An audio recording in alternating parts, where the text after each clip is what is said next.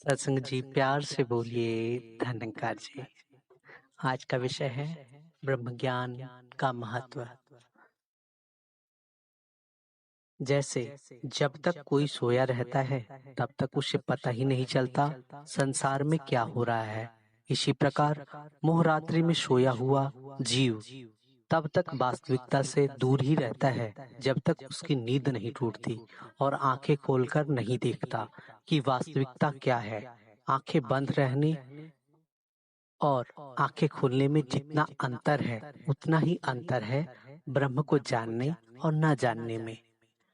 आंखें खुलना मानो ज्ञान दृष्टि से परमात्मा को देखना है और आंखें बंद रहना मानो ज्ञान दृष्टि से रहित होकर मोहरात्रि में सोए रहना है। भौतिक जगत की चकाचौंध में परमात्मा को न देखना ही भूले रहना है। कभी कभी नींद में स्वप्न दिखाई देने लगता है।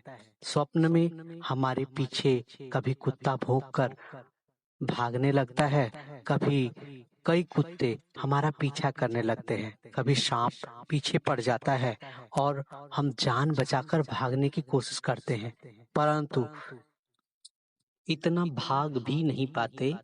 अनेकों चिंताओं में हम रोने लगते हैं।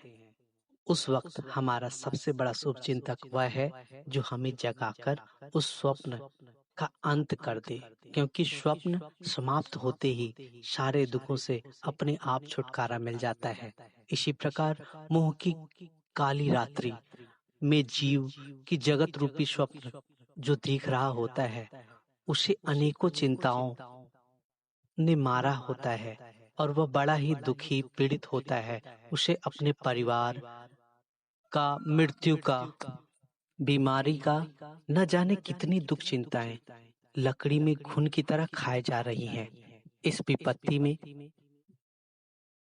जीव का सबसे बड़ा शुभचिंतक वह महात्मा होता है जो उसे ब्रह्मानुभूति करा देता है और सभी सुखों से युक्त करके सभी दुखों से मुक्त करता है, चिंताओं और आपत्तियों का अंत कर देता है। सुख, शांति और आनंद, ये तीनों स्थितियां परम सुख प्रदान करने वाली हैं। सुख इंद्रियों को होता है, ब्रह्मानुभूति होने पर जीव इन तीनों से ऊपर परम शांति और परम आनंद की सर्व सुखद स्थिति का अनुभव कर लेता है।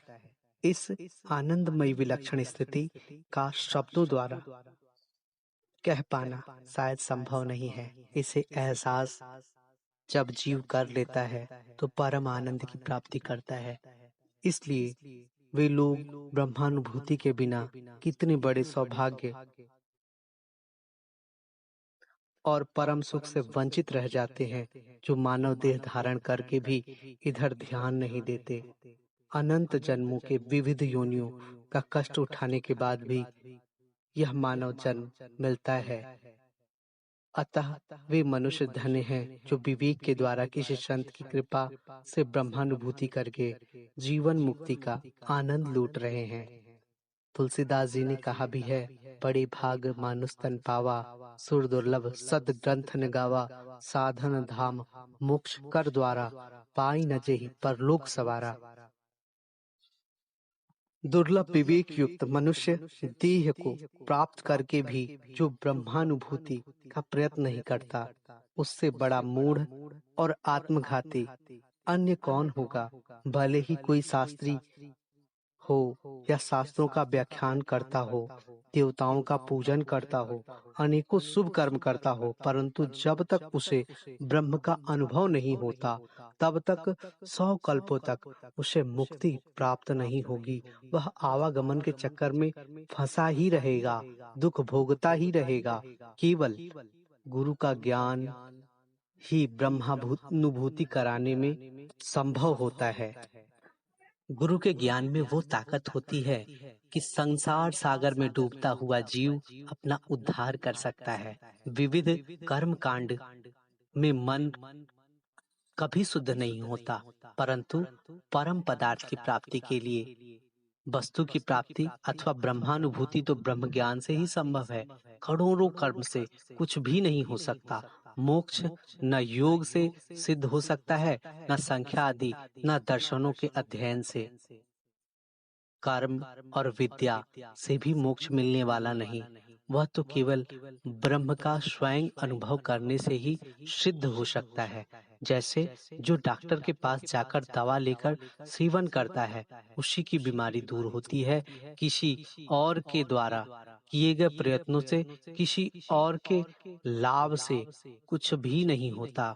उसी प्रकार ब्रह्म का अनुभव उसी को होता है जो सतगुरु की शरण में जाता है और इसका प्रयत्न करके गुरु के द्वारा दिया गया ज्ञान दृष्टि से ही वो परमात्मा को देख सकता है। धर्म ग्रंथों का अध्ययन, व्रत आदि ब्रह्मानुभूति के बिना भव बंधन को काट नहीं सकते। ब्रह्मानुभव के पश्चात इसकी वैसे ही आवश्यकता नहीं रहती, जैसे शब्द जाल तो मन में भटकने वाला महावन है। अतः तर्क वितर्क छोड़कर किसी तत्वज्ञानी महात्मा से ब्रह्म का अपरोक्ष अनुभव स्वयं करना चाहिए। जिस जीव को ज्ञान और माया में अंतर समझ में आ जाता है, वह अज्ञानता को माया रूपी सर्प समझता है, जो उसे डस भी सकती है। लेकिन जब ज्ञान हो जाता है, तो ज्ञान उस सर्प के विष को उतार सकता है, उसके लिए जड़ी बूटी का काम कर सकता है। वेद, शास्त्र, मंत्र आदि से उसे कोई लाभ होने वाला नहीं। सिर्फ और सिर्फ सतगुरु के प्रति समर्पित होने के बाद ही ब्रह्म ज्ञान का आभास होता है। ब्रह्म ज्ञान चित्त में उतरता है। ब्रह्मानुभूति ही ज्ञान, भक्ति, पर विद्या और मोक्ष का एकमात्र साधन है और साध्य भी। ब्रह्म ज्ञान वह नहीं जो सुना जाए या कहा जाए, बल्कि वह है जो ब्रह्म का अनुभव कराए, जीव को ब्रह्मानुभूति कराए। निराकार ब्रह्म का सर्वत्र और सबके अंदर दर्शन कराने में जो सक्षम हो, वही है ब्रह्म ज्ञान। हमारे पिछले जन्मों के घर बार और परिवार इस जन्म में कुछ भी काम नहीं आए, तो फिर इस जन्म के ही आगे क्या काम आएंगे? हाँ, काम आएगा तो केवल ब्रह्म ज्ञान। यह ब्रह्म ज्ञान ही माया के विष में अमृत और इसे प्राप्त करके विष भी अमृत बन जाता है। अतः भले काम को कभी न टालो, उसको फौरन ही कर डालो। आइए और उत्साह के साथ ब्रह्म ज्ञान प्राप्त करने का कल्याणकारी यत्न करें और औरों को भी ये अवसर प्रदान करें कि दुनिया इस ज्ञान की रोशनी में अपने आप को स्थापित कर पाए, अपने आप को खुशहाल, अपने आप को आनंदित बना पाए। यही अरदास करें, हे सतगुरु, सबके मन में ज्ञान का उजाला बस जाए, सभी आनंदित हों, सभी खुशहाल हों। इसी अरदास, इसी शुभकामना के साथ सत्संग जी, धन्यवाद जी।